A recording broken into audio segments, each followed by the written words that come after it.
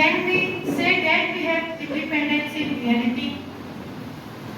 Almost in every aspect of life, we are restricted differently by different people on the name of religion, caste, creed, language, etc.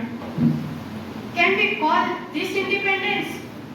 Friends, our freedom fighters sacrificed their lives, properties, status, and all to just make our country free from the cruel clutches of Britishers. But some dirty-minded people with their dirty deeds are